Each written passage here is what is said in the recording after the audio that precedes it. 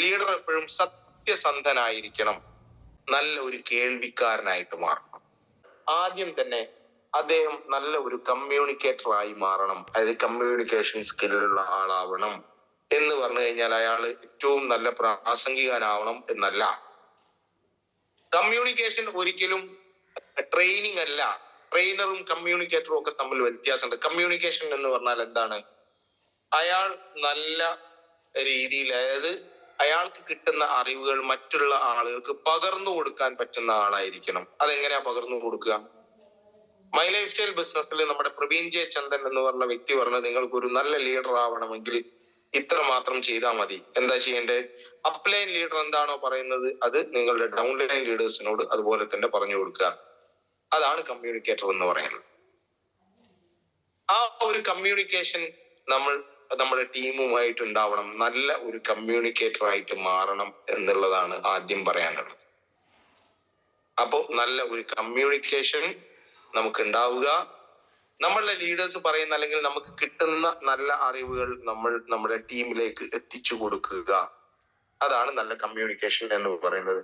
2, അയാൾ ഒരു ഇന്റഗ്രിറ്റി കാത്തു സൂക്ഷിക്കണം. അതായത് ലീഡർ എന്ന് പറഞ്ഞാൽ അയാൾക്ക് നല്ല ഇന്റഗ്രൽ ആയിരിക്കണം, ഇന്റഗ്രിറ്റി കാത്തു സൂക്ഷിക്കണം എന്നുള്ളതാണ്. എന്താണ് ഇന്റഗ്രിറ്റി എന്ന് പറയുന്നത്? ഇന്റഗ്രിറ്റി എന്ന് പറഞ്ഞു കഴിഞ്ഞാൽ leaders should be honest and stick to their values and core benefits എന്നാണ്. അതായത് കോർ ബിലീഫ്സ്. അതായത് നമ്മൾ ഒരു ലീഡർ എന്ന് പറയുന്നത്, ലീഡർ എപ്പോഴും സത്യസന്ധനായിരിക്കണം.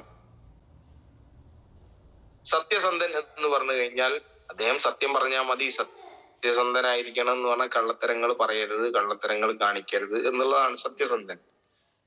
അപ്പൊ ലീഡർഷിപ്പിന് വേണ്ട ഒരു ക്വാളിറ്റിയാണ് സത്യസന്ധത എന്ന് പറയുന്നത്. നമ്മുടെ മൈ ലൈഫ് ബിസിനസിനെ സംബന്ധിച്ചിടത്തോളം നമുക്കൊന്നും മറച്ചു വെക്കാനില്ലാത്തത് കൊണ്ട് തന്നെ ആ കാര്യത്തിൽ നമുക്ക് സത്യസന്ധനാവാൻ നമുക്ക് പറ്റും. ഒന്നും നമുക്ക് എന്താ മറച്ചു വെക്കാനുള്ളത്? നമുക്ക് നല്ല ക്വാളിറ്റി ഉള്ള ഉൽപ്പന്നങ്ങളുണ്ട്. ആ ഉൽപ്പന്നങ്ങളുടെ റിസൾട്ടുകൾ എല്ലാവർക്കും അറിയാവുന്നതാണ്.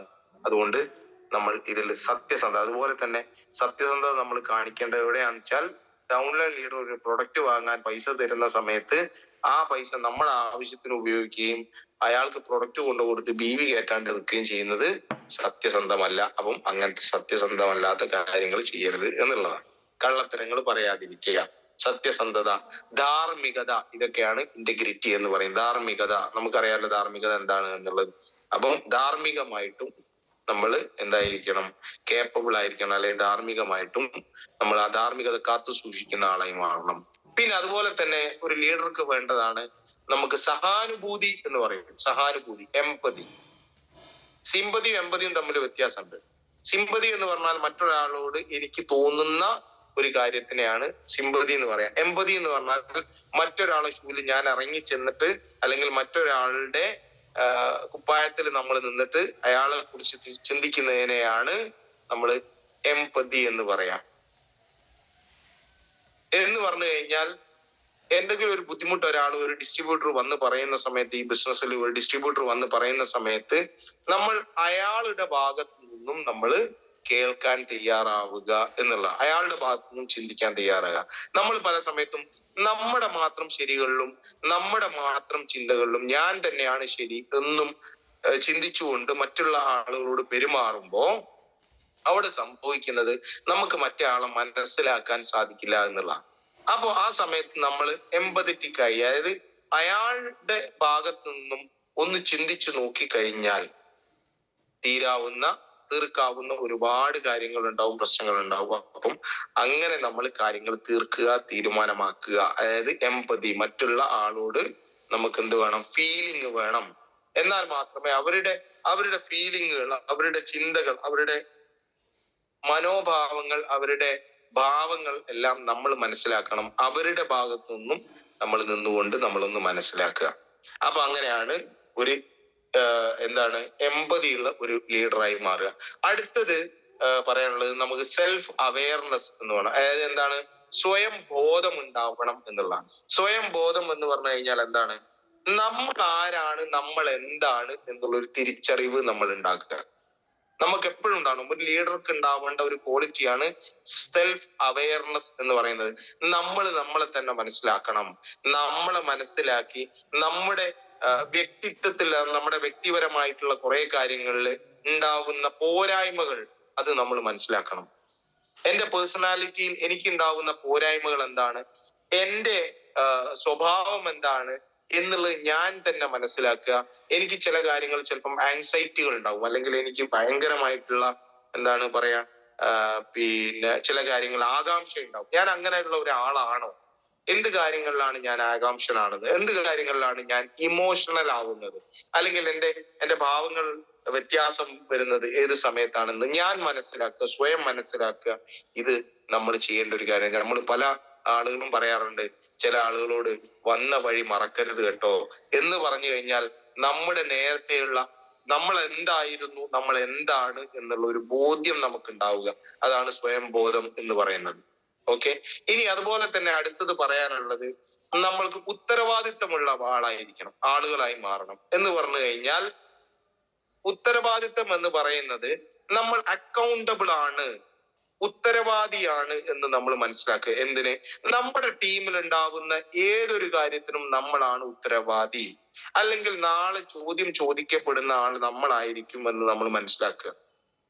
ഓക്കെ, എന്റെ ടീമിൽ എന്ന് പറഞ്ഞാൽ എന്റെ മൈ ലൈഫ് ബിസിനസിനെ സംബന്ധിച്ചിടത്തോളം ഓർഗനൈസേഷൻ 1ലും 2ലും വരുന്ന ആളുകൾ ആരാണോ, ആ 1ലും 2ലും വരുന്ന ആളുകളാണ് എന്റെ ടീം മെമ്പേഴ്സ്, അസോസിയേറ്റ്സ് എന്ന് പറയുന്നത്. അവർക്കുണ്ടാവുന്ന മിസ്റ്റേക്കുകൾ എന്താണോ, ആ മിസ്റ്റേക്കുകളുടെ ഉത്തരവാദിത്തം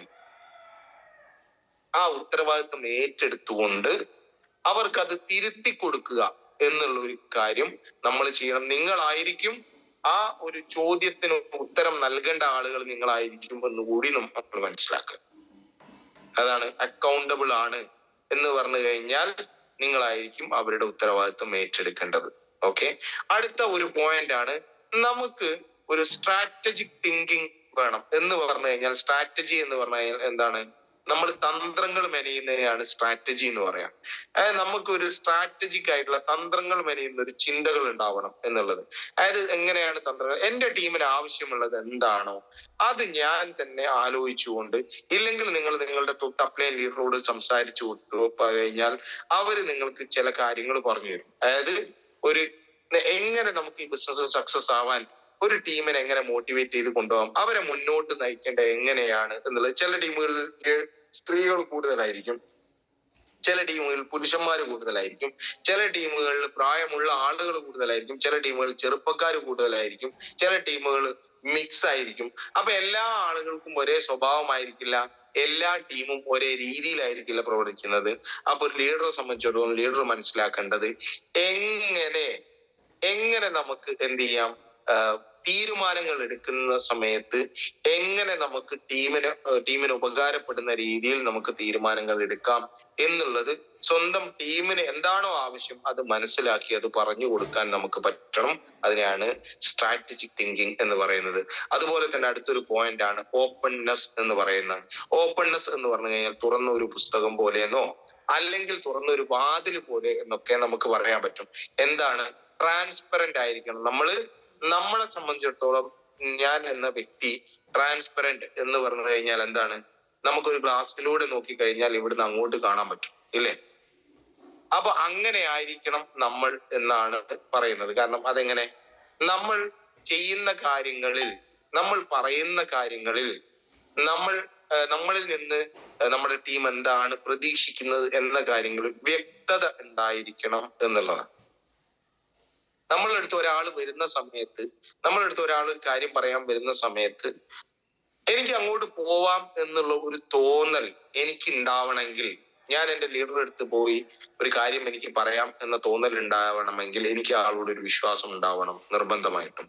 അത് മാത്രമല്ല, എനിക്ക് അങ്ങോട്ട് പോയി കഴിഞ്ഞാൽ എന്റെ പ്രശ്നമാണെങ്കിൽ ആ പ്രശ്നത്തിന് ഒരു പരിഹാരം ഉണ്ടാവും എന്നുള്ളത് എന്ത് ചെയ്യണം? ഞാൻ വിശ്വസിക്കണം. അപ്പൊ അങ്ങനെ എന്റെ അടുത്തേക്ക് എന്റെ ലീഡേഴ്സിനെ എത്തിക്കുന്ന, അല്ലെങ്കിൽ എന്റെ അസോസിയേറ്റ് ആയിട്ടുള്ള ആളുകളുടെ എത്തിക്കുന്ന ഒരു ഓപ്പൺനെസ്, ഒരു സുതാര്യത എനിക്ക് വേണം എന്നുള്ളതാണ്. അപ്പം അങ്ങനെ ഒരു സുതാര്യത നമ്മൾ കാത്തു സൂക്ഷിക്കുക. അതുപോലെ തന്നെ നമുക്ക് ഡെലിഗേഷൻ ഉണ്ടായിരിക്കണം. ഒരു ലീഡറെ സംബന്ധിച്ചിടത്തോളം ലീഡർ എന്ന് പറഞ്ഞു കഴിഞ്ഞാൽ ഒരുപാട് ആളുകളെ കൊണ്ട് കുറെ കാര്യങ്ങൾ ചെയ്യിക്കാൻ കൂടി പറ്റിയ ആളുകളാണ്. അപ്പൊ അതുകൊണ്ട് മറ്റുള്ളവർ ചെയ്യേണ്ട കാര്യങ്ങൾ എന്താണോ ആ കാര്യങ്ങൾ നമ്മുടെ ടീമിലുള്ള ആളുകൾ, നമ്മുടെ അസോസിയേറ്റ് ചെയ്യേണ്ട കാര്യങ്ങൾ എന്താണെന്ന് ഓരോരുത്തരെയും ഏൽപ്പിച്ചു കൊടുക്കുക. ഇന്ന ആളോട് ഇന്ന ദിവസം ഹോം മീറ്റിംഗ് നടത്തണം, അത് അറേഞ്ച് ചെയ്യണം, ഞാൻ വരും, പ്രസന്റ് ചെയ്യും. മറ്റാളോട് ഇന്ന ആളെ എന്ത് ചെയ്യണം. ഇപ്പം ലീഡർ ബിയോട് പറയാണ്, ഡിസ്ട്രിബ്യൂട്ടർ ബിയോട് പറയാണ് ലീഡർ, അടുത്ത ദിവസം GTSന് ഇന്ന ആളുകൾ നമ്മൾ പോയി കണ്ടില്ലേ, അവരങ്ങോട്ട് എത്തിക്കാനുള്ള പണി എടുക്കണം എന്ന് നമ്മൾ പറയും. ഡെലിഗേറ്റ് ചെയ്യാന്ന് പറയുമ്പോൾ അവർക്ക് ഓരോ കാര്യങ്ങൾ ഏൽപ്പിച്ചു കൊടുക്കുക എന്നുള്ളതാണ്. അടുത്തൊരു കാര്യം, നമുക്ക് ഞാൻ നേരത്തെ പറഞ്ഞ പോലെ ഏറ്റവും കൂടുതൽ നമുക്ക് വേണ്ടതാണ്, നമുക്കൊരു ലക്ഷ്യം വേണം, ഒരു വിഷൻ ഉണ്ടായിരിക്കണം. ഒരു ലീഡറെ സംബന്ധിച്ചിടത്തോളം ആ ലീഡർക്ക് വിഷൻ ഇല്ലെങ്കിൽ അവരുടെ ടീമിലും വിഷൻ ഉണ്ടാവില്ല, എന്നുള്ള ലക്ഷ്യങ്ങൾ ഉണ്ടാവില്ല. ഒരു ലീഡറുടെ ലക്ഷ്യം എന്താണോ അത് വലിയ ലക്ഷ്യമാണെങ്കിൽ മാത്രമേ അസോസിയേറ്റ്സിനും വലിയ ലക്ഷ്യങ്ങൾ ഉണ്ടാവും. ഒരാൾ വന്ന് ഈ ബിസിനസ് അങ്ങനെയൊക്കെ ചെയ്തു പോയാൽ മതി, അയാൾ കൊണ്ടുവരുന്ന അസോസിയേറ്റ് അതിനേക്കാൾ ഉഴപ്പി നടക്കും, ഒന്നും ചെയ്യില്ല. എന്നാൽ ഒരു ലീഡർ പറയാണ്, യെസ് എനിക്ക് വിജയിച്ചേ പറ്റൂ, ഉറപ്പാണ്, അപ്പൊ ഈ ബിസിനസ് സീരിയസ് ആയിട്ട് ചെയ്യും, ഞാൻ അച്ചീവ്മെന്റുകൾ ഉണ്ടാക്കും, നേരത്തെ തീരുമാനിച്ചു, അങ്ങനെ തീരുമാനിച്ച് മുന്നോട്ട് പോവുകയാണെങ്കിൽ അതിനു വേണ്ടിയുള്ള പ്രവർത്തനങ്ങളായിരിക്കും പിന്നീട് വരുന്നത്, അതിനുള്ള ചിന്തകളായിരിക്കും പിന്നീട് വരുന്നത്, അതിനുള്ള സംസാരങ്ങളായിരിക്കും പിന്നീട് വരുന്നത്, അതിന്റെ പ്ലാനിങ്ങുകളായിരിക്കും വരുന്നത്. അതുകൊണ്ട് തന്റെ ടീമിലുള്ള ആളുകൾക്കും വരുമാനം ഉണ്ടാവും.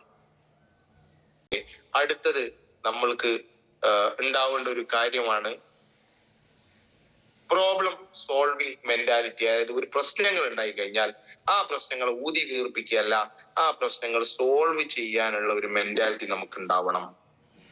ആ പ്രശ്നങ്ങൾ സോൾവ് ചെയ്യാനുള്ള ഒരു മെന്റാലിറ്റി നമുക്ക് ഉണ്ടാവണം. ഓക്കെ, ആ പ്രശ്നങ്ങൾ പരിഹരിക്കാം. ഒന്നുമില്ല, മല പോലെ വന്ന എന്തോ ആണ്, എലി പോലെ പോയി എന്ന് പറയാറില്ലേ, ആ മല പോലെ വന്നതിനെ എലി പോലെ ആക്കാൻ പറ്റുന്ന ഒരാളായിരിക്കണം ലീഡർ എന്ന് പറയുന്നത്. അതെന്നെ വലിയൊരു കാര്യം പറഞ്ഞു. അപ്പൊ ആ വലിയ കാര്യം പറഞ്ഞു. അപ്പൊ എന്നോട് ചിലപ്പോ എന്റെ ലീഡേഴ്സ് പല ആളുകളും വിളിച്ചിട്ട് ചിലപ്പോൾ, സാറേ നമ്മുടെ കൊറിയർ അയച്ച കവചപ്രാശം വന്ന സമയത്ത് ഒരു സൈഡിൽ ചെറുങ്ങനൊന്ന് കോടിയിട്ടുണ്ട്. അപ്പൊ ഞാൻ ചോദിക്കും, കോടിയിട്ടല്ലേ ഉള്ളൂ? ആ കോടിയിട്ടേ ഉള്ളൂ.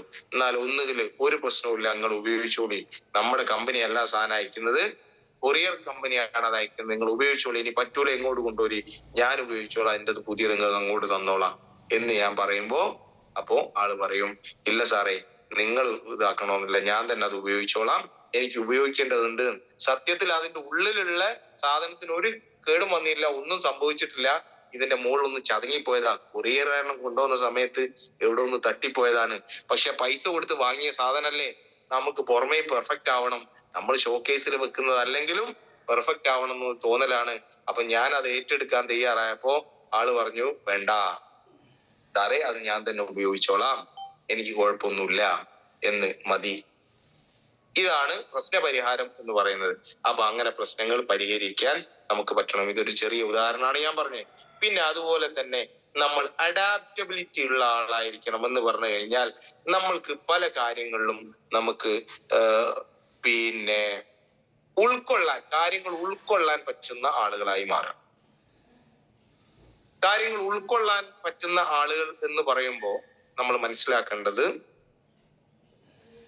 മറ്റുള്ള ആളുകളെ, ഒരു നല്ല ലീഡർ എന്ന് പറഞ്ഞു കഴിഞ്ഞാൽ എപ്പോഴും നല്ല ഒരു ലിസണർ ആണ് എന്നാണ്. ലിസണർ എന്ന് പറഞ്ഞാൽ കേൾവിക്കാരൻ.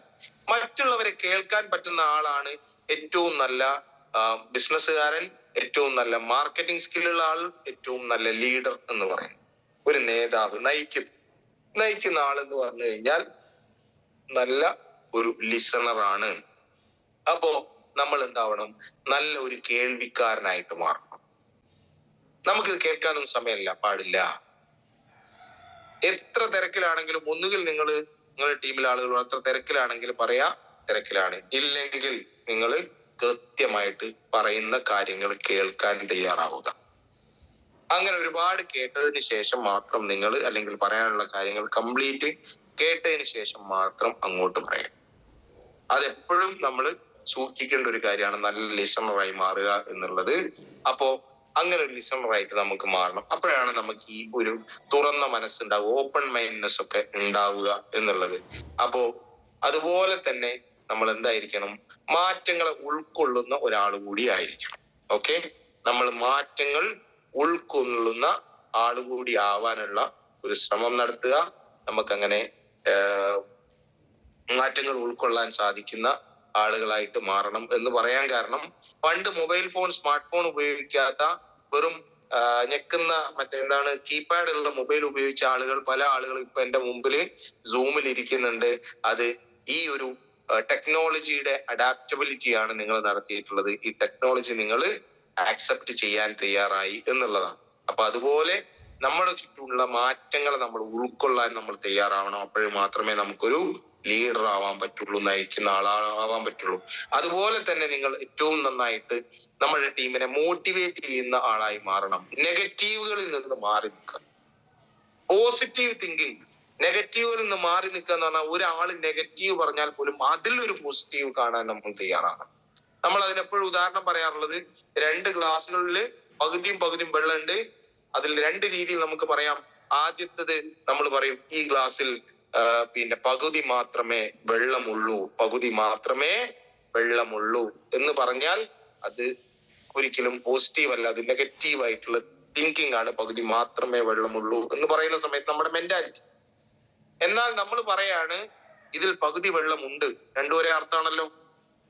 ഈ ഗ്ലാസ്സിൽ പകുതി വെള്ളമുണ്ട്, ഇത് പോസിറ്റീവാണ്.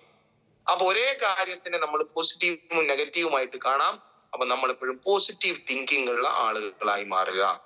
ഏതൊരു കാര്യത്തിനും പോസിറ്റീവ് തിങ്കിങ് ഉള്ള ആളുകളായി മാറുമ്പോൾ നമ്മുടെ ഫാമിലിയിൽ, നമ്മുടെ സമൂഹത്തിൽ തന്നെ ഒരുപാട് കാര്യങ്ങളിൽ നമുക്ക് ഒരുപാട് നല്ല രീതിയിലുള്ള മാറ്റങ്ങൾ കൊണ്ടുവരാൻ പറ്റും. നെഗറ്റീവുകൾ പാടെ പിന്തള്ളുക, നെഗറ്റീവുകൾ വേണ്ട എന്ന് തീരുമാനിക്കുക. അപ്പം ഇങ്ങനെയൊക്കെയാണ് കാര്യങ്ങൾ ഉണ്ടാവേണ്ടത്. അപ്പം കുറച്ച് പോയിന്റുകൾ മാത്രമാണ് ഞാൻ പറഞ്ഞത്. അതെല്ലാം നിങ്ങൾ നോട്ട് ചെയ്തിട്ടുണ്ട് എന്ന് കരുതുന്നു. അത് വീണ്ടും ഞാൻ ഒരിക്കലും എക്സ്പ്ലെയിൻ ചെയ്യുന്നില്ല. അതുപോലെ തന്നെ നമ്മൾ മറ്റുള്ളവരോട് ബഹുമാനത്തോടു കൂടി പെരുമാറുക. ഓക്കെ, അത് ഞാൻ പറയാൻ വിട്ടുപോയൊരു കാര്യമാണ്. ബഹുമാനത്തോടു കൂടി പെരുമാറുക, റെസ്പെക്റ്റ്ഫുൾ ആയി മാറുക. മറ്റുള്ള ആരോടായാലും അത് ബഹുമാനത്തോടു കൂടി. നമ്മളെക്കാൾ ചെറിയ ആളുകളോട് നമ്മൾ വിനയം കാണിക്കണം എന്നും വലിയ ആളുകളോട് ബഹുമാനം കാണിക്കണം എന്നൊക്കെ പറയുമ്പോൾ, സത്യത്തില് പ്രായം കൊണ്ടായിരിക്കില്ല ചിലപ്പം ഒരാള് വലിയവനാവുന്നത്. അദ്ദേഹത്തിന്റെ അനുഭവങ്ങൾ കൊണ്ടായിരിക്കാം ഒരാൾ വലിയവനാവുന്നത്. അവരെ നമ്മൾ എപ്പോഴും റെസ്പെക്ട് ചെയ്യുക. നമ്മളെക്കാൾ ചെറിയ ആളുകളോട് എപ്പോഴും ഒരു സഹാനുഭൂതിയും അതുപോലെ തന്നെ സ്നേഹവും വാത്സല്യവും കാണിക്കുന്ന ആളുകളായി, നല്ല മനുഷ്യനായി മാറിയാൽ മാത്രമേ നമുക്ക് നല്ലൊരു ലീഡർ ആവാൻ പറ്റൂ എന്ന് നമ്മൾ മനസ്സിലാക്കുക. പിന്നെ ഇത്രയും